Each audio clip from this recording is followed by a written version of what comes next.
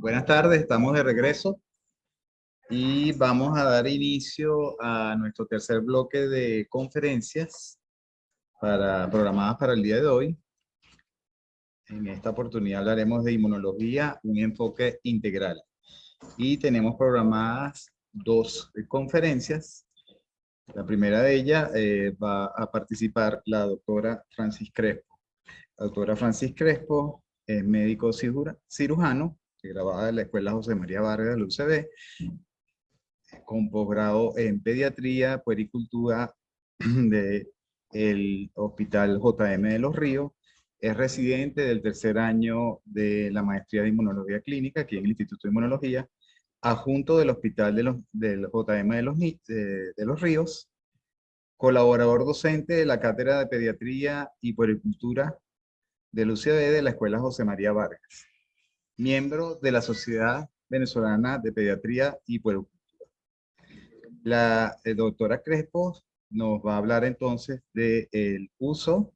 de la gamma globulina en enfermedades autoinmunes. Doctora Crespo. Muy buenas tardes para todos. Agradecida con todo el equipo del Instituto de Inmunología, doctor Nicolás Bianco Colmenares, por la invitación, en honor precisamente a nuestro fundador y en celebración de nuestro aniversario número 33. El día de hoy les voy a hablar un poco acerca de un tema que realmente no está como dentro de los protocolos de temas que habitualmente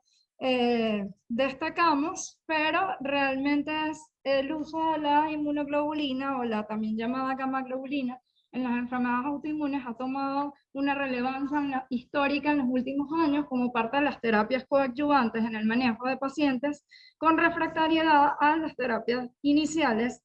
de acuerdo a los protocolos de primera línea. Entonces le vamos a hablar un poco acerca de cómo, de acuerdo a los mecanismos de acción que se han logrado destacar por los estudios in vitro realizados en los modelos animales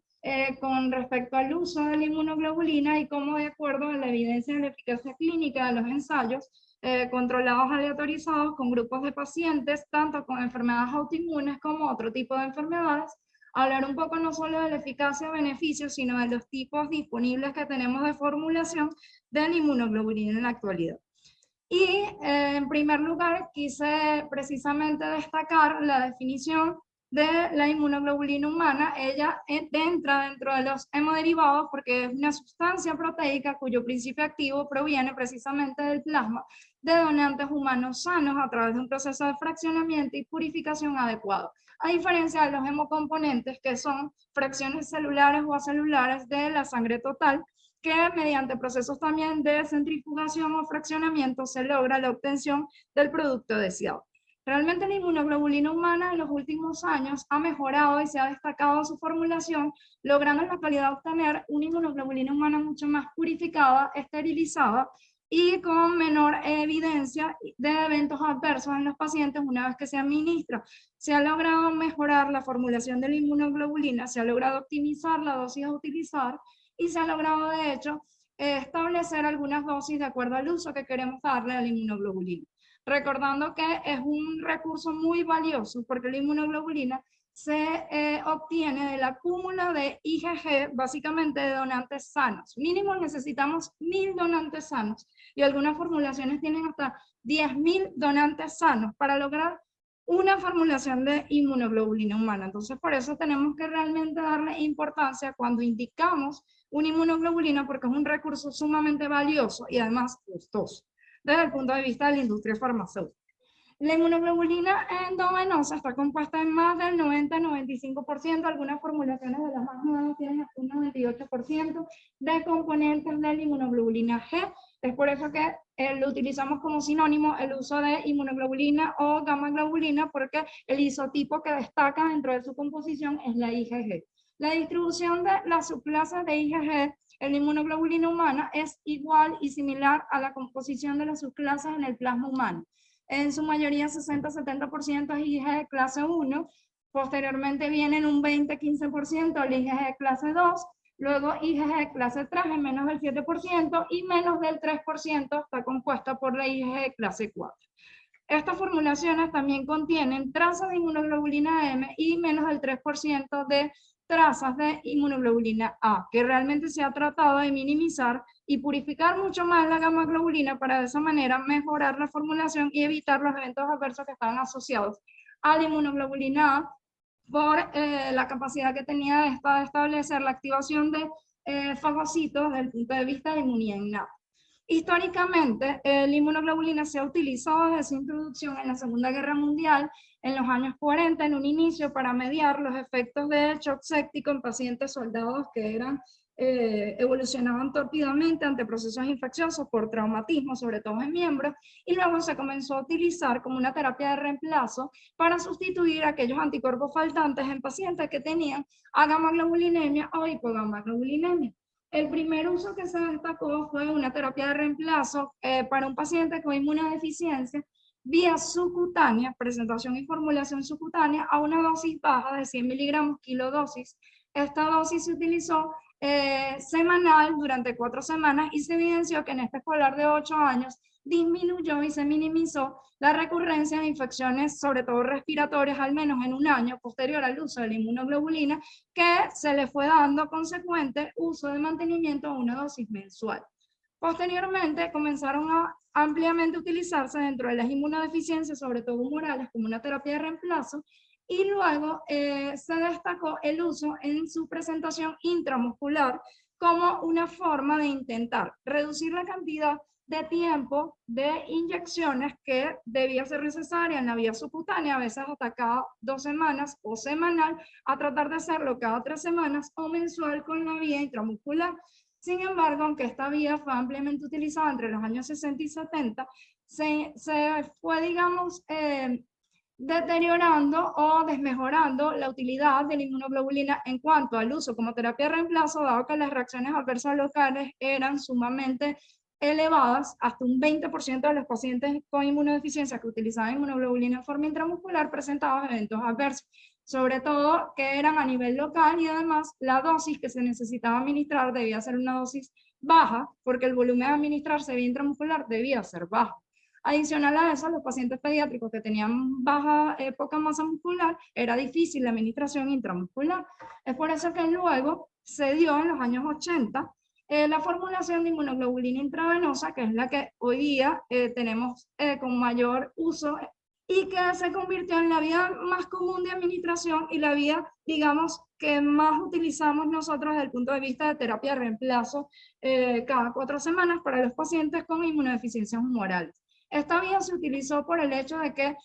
la farmacocinética por la vía intravenosa destacaba la estabilidad durante al menos 14 a 21 días de los niveles de inmunoglobulina en sangre del paciente, y además mantenía esos niveles estables durante al menos 3 semanas, y eso mejoraba y reducía lo que eran los anticuerpos faltantes en el paciente. Luego se comenzó a ver que la inmunoglobulina no solamente sustituía los anticuerpos faltantes, sino que además ya tenía la capacidad de actuar reduciendo todo lo que era la vía digamos, deteriorada que tenía desde el punto de vista del compartimiento intracelular del paciente, y entonces actuaba sobre factores de transcripción, mejorando y optimizando la homeostasis inmunológica. Allí es cuando se activa, digamos, el uso en pacientes con enfermedades autoinmunes. Realmente la dosis para la inmunoglobulina, aunque no está estandarizada, sí se ha logrado intentar idear una dosis ideal con la cual el objetivo de la terapia de sustitución nos lleve a tratar de conservar y no exceder el uso en grandes cantidades de un recurso tan preciado y tan valioso como es la inmunoglobulina. Desde el punto de vista de mecanismos que se han logrado hipotéticamente destacar de por qué la inmunoglobulina puede funcionar para enfermedades autoinmunes, es porque ella tiene la capacidad de inmunomodular muchas vías. Y eso lo hace desde el punto de vista estructural, si la vemos como toda inmunoglobulina, está compuesta por 4 cadenas polipeptídicas, 2 cadenas ligeras, 2 cadenas pesadas, y tiene 2 dominios. En su dominio de unión al antígeno, que es donde encontramos las regiones con variabilidad antigénica características de cada anticuerpo, que son estas regiones de idiotipo, es donde ella tiene la capacidad de mediar lo que es el bloqueo de receptores de superficie celular de células efectoras de inmunidad innata, tiene la capacidad de neutralizar citocinas, factores del complemento y autoanticuerpos mediante los anticuerpos antibiotipos presentes en el suero de los pacientes donantes sanos, y adicional a eso tiene la capacidad en su dominio de cristalización, que es la fracción constante de las inmunoglobulinas, de bloquear la activación digamos, antagonismo competitivo de los complejos inmunes que se unen a las regiones del receptor FC, y modular también la expresión de este receptor en las células fagocíticas del sistema inmunológico, lo que hablamos de inmunidad innata. Adicional a eso, ya tiene la capacidad de ejercer lo que es la regulación a la baja de la activación y la diferenciación de células plasmáticas, porque satura los receptores de FC de baja afinidad, y de esa manera entonces modula también inmunidad celular. Entonces vemos que desde el punto de vista de modulación, la inmunoglobulina tiene gran capacidad para no solamente suplir los anticuerpos faltantes, sino además restablecer y optimizar la tolerancia inmune en la categoría de uso en enfermedades autoinmunes. Y aquí vamos con algunos usos que se le comenzaron a dar desde el punto de vista de autoinmunidad. En el 81, en una preparación de inmunoglobulina endovenosa en la Cruz Roja de Suiza, se intentó utilizar en un paciente que tenía una inmunodeficiencia primaria, pero adicional mostraba manifestaciones de autoinmunidad. Y se encontró que en él mejoraba notablemente el contagio plaquetario con el uso de la inmunoglobulina. Luego, con la aparición del llamado síndrome de Kawasaki, que es una enfermedad autoinmune inflamatoria común en pacientes pediátricos, se llevó a utilizar la inmunoglobulina, implementándose como una forma de tratar esa afección inflamatoria y modular la respuesta inflamatoria sistémica, independientemente de que el paciente tuviese o no un antecedente de autoinmunidad. Y se logró evidenciar que existe una eficacia y una respuesta favorable en los pacientes, y es por ello que después, en los años 82, la mayoría de los protocolos y la FDA le da la aprobación para el uso de primera línea de inmunoglobulina en la enfermedad de Kawasaki. Efectos beneficiosos de la inmunoglobulina se han visto además en otras enfermedades autoinmunes. En el caso de las enfermedades neurológicas es donde más se le ha dado importancia, sobre todo lo que es el uso en el Guillain-Barré, en las polineuropatías desmielinizantes idiopáticas crónicas, lo vamos a ver en el síndrome de la persona rígida o en las monopatías axonales multifocales. Y bueno, en la miastenia gravis realmente es controversial su uso, porque si bien mejora en las fases agudas, a largo plazo no se puede utilizar como terapia porque la respuesta no es tan eficiente en los pacientes cuando hacen recaídas. Y desde la década de los 90 se ha demostrado que además ella es muy beneficiosa en el uso para modular la mayoría de las manifestaciones clínicas en pacientes con miopatías inflamatorias que no responden a tratamientos de primera línea, como polimiositis o dermatomiositis. Y su uso en vasculitis o en lupus eritematoso sistémico ampliamente se ha destacado, mas sin embargo no está dentro de los protocolos de algoritmos de tratamientos de primera línea. Y dentro de los beneficios destacables de la inmunoglobulina vamos a tener que, además de que tiene propiedades antiinflamatorias, es capaz de modular la actividad de las citocinas y neutralizar superantígenos bacterianos, regula a la baja la producción de autoanticuerpos. Ella a su vez tiene la capacidad de inducir diferenciación hacia unas células un poco más tolerogénicas, inducir lo que es los linfocitos T reguladores y favorecer la disminución de la activación del BAFF, que es precisamente un estimulador de linfocitos B autorreactivos. Desde el punto de vista de la dosis, aunque hay que personalizar la dosis, y es lo que la mayoría de las guías concluyen, ampliamente se ha utilizado como dosis de sustitución 400 a 600 miligramos kilodosis en su forma parenteral, es decir, endovenosa, cada 4 semanas. Y desde el punto de vista de inmunomodulación se ha utilizado dosis desde 1 a 2 gramos kilo día durante 5 días para pacientes con refractariedad a tratamientos como esteroides o fármacos antirreumáticos modificadores de enfermedades autoinmunes. En el caso de la aprobación de enfermedades neurológicas, niveles de evidencia clase 1 destacan que ella tiene eficacia para el Guillain-Barré, para la polineuropatía desmielinizante inflamatoria crónica, para la neuropatía monoaxonal multifocal, para la miastenia gravis, como les comentaba, solo a corto plazo, para la dermatomiositis, polimiositis y para el síndrome de la persona rígida. Y diferentes estudios han avalado esto. Ejemplo de ello es, por ejemplo, en el 2009 se evidenció y se observó un efecto fuertemente positivo en la calidad de vida y mejoría de las mediciones electrofisiológicas en los pacientes con polineuropatía desmielinizante inflamatoria crónica. En otro estudio que se hizo en pacientes con Guillain-Barré, que eran 2 ensayos aleatorizados, fue comparable el uso de dosis de inmunoglobulina con terapias como la plasmaféresis y mejoraban además el tiempo de recuperación para la marcha, recuperación de la marcha de los pacientes, y minimizaba el tiempo o la necesidad de ventilación mecánica en los pacientes. En el caso de la neuropatía axonal multifocal, la eficacia se ha establecido incluso cuando se utiliza a dosis inmunomoduladoras menores a 2 gramos kilo. En el caso de la miastenia gravis, se ha evidenciado su uso para tratar sobre todo las exacerbaciones en lugar de utilizar la plasmaféresis, y un estudio controlado con placebo en el cual se utilizó la inmunoglobulina endovenosa disminuyó significativamente en los pacientes con síndrome de persona rígida las puntuaciones de la rigidez, aumentó la marcha y mejoró las funciones de actividad diaria de estos pacientes. Entonces, desde el punto de vista de enfermedades neurológicas, incluso la FDA le tiene aprobación básicamente para la gran mayoría de las que les he mencionado, como protocolos de primera línea, el uso de la inmunoglobulina endovenosa. Y desde el punto de vista modulador, esto es una imagen que ve en la cual observamos cómo la inmunoglobulina endovenosa es capaz en el lupus eritematoso sistémico de favorecer la activación de genes de transcripción que son inductores de linfocitos T reguladores, minimizando entonces la actividad de la autorreactividad, mejorando también el gradiente de citocinas, favorecedores de mecanismos antiinflamatorios como la interleuquina 10 o el factor TGF-beta. Mientras que desde el punto de vista del linfocito B, ella no solamente es capaz de regular a la baja el pool de células plasmáticas y así la producción de inmunoglobulinas o autoanticuerpos, sino además es capaz de modular la expresión del BAF y de esa manera entonces inhibir la síntesis de mayor cantidad de linfocitos B autorreactivos.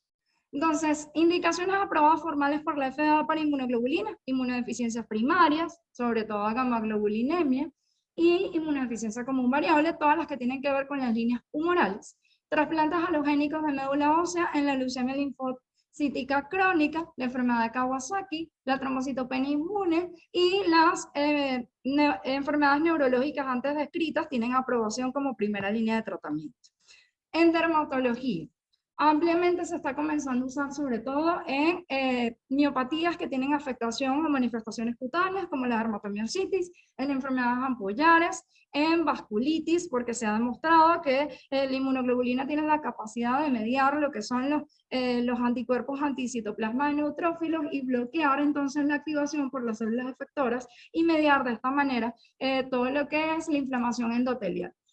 En dermatitis atópica, urticaria crónica autoinmune, lupus, enfermedad de Behçet o incluso el sarcoma de Kaposi, realmente son datos de casos clínicos o estudios de muy pocos casos controles en los que se destaca la experiencia de las diferentes literaturas y la eficacia es muy controversial dependiendo del uso de otros tratamientos que están más aprobados para dichas enfermedades. Desde el punto de vista de la eficacia en pacientes, por ejemplo, con lupus, se ha demostrado desde el punto de vista de estudios que ella mejora el recuento de linfocitos T reguladores. En pacientes, por ejemplo, con artritis reumatoide activa, que no mejoran con esteroides ni con fármacos moduladores de la enfermedad, como el metotrexate, que es uno de los de primera línea, ella tratándolo con dosis, de hecho, a dosis de terapia sustitutiva, como 400 miligramos kilo durante 3 días, ha mejorado no solamente en la clínica del paciente, sino ha disminuido lo que es el receptor de la interleuquina 2 soluble y mejorado los niveles de factor de necrosis tumoral alfa en estos pacientes. En vasculitis, como les comentaba, se ha demostrado que el paciente que recibe inmunoglobulina mejora sus síntomas incluso a las 48 horas del uso. Y en pacientes con, sobre todo, enfermedades, miopatías inflamatorias, se ha demostrado que la dermatomiositis resistente a terapias de primera línea como esteroides o fármacos ahorradores de esteroides, la inmunoglobulina destaca en su eficacia para la mejoría, sobre todo de la calcinosis y la destrucción muscular. En el caso, por ejemplo, de este estudio, fue un estudio venezolano realizado en el 2005, publicado por los Anales de Pediatría de la Sociedad Venezolana de Puericultura y Pediatría, en la cual se estudiaron 25 pacientes y se utilizó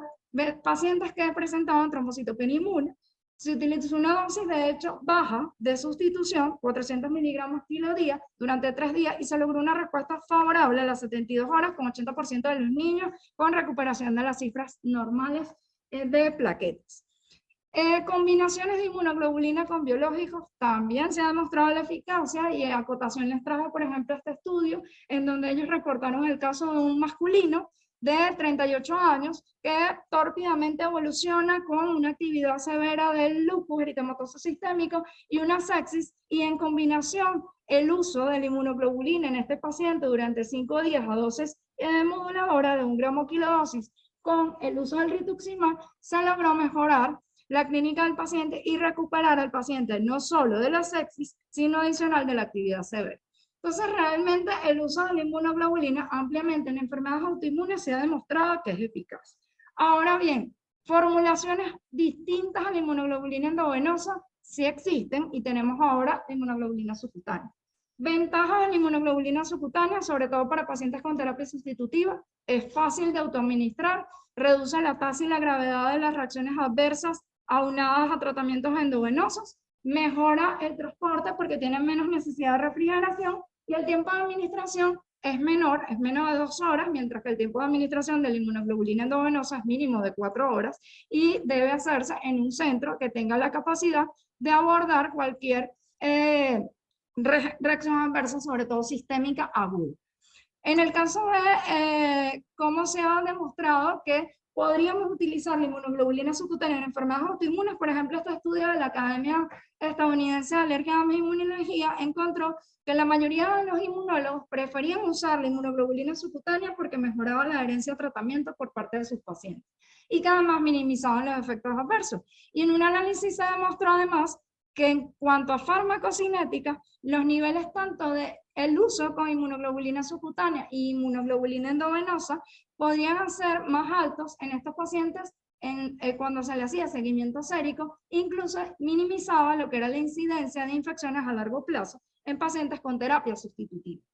Entonces, finalmente, ¿qué les quiero dejar con esta conferencia? No dejemos de un lado de reconocer que la inmunoglobulina humana es un hemoderivado muy valioso y que su uso debe hacerse individualizado. La terapia debe hacerse de acuerdo a los estándares de protocolo iniciales que tiene cualquier enfermedad autoinmune, pero puede ser una terapia alternativa, eficiente, segura para cualquier enfermedad autoinmune, ya que se ha demostrado que tiene efectos inmunomoduladores beneficiosos, y solo en algunas pocas enfermedades autoinmunes se ha demostrado que realmente su uso no es tan beneficioso, como es el ejemplo de las miopatías por cuerpos de inclusión. Entonces, en conclusión, ¿podemos utilizar la inmunoglobulina humana en cualquier enfermedad autoinmune? Sí podemos, pero tenemos que hacerlo con bastante razonamiento en cuanto al uso, la disponibilidad, y no dejando a un lado el algoritmo diagnóstico y el algoritmo de los protocolos terapéuticos previamente establecidos para la enfermedad autoinmune que presenta nuestro paciente. Y bueno, con esto les quiero dejar una cita de Benedetti que dice: no te rindas, que la vida es eso, continuar el viaje, perseguir tus sueños, destrabar el tiempo, correr los escombros y destapar el cielo. Muchísimas gracias.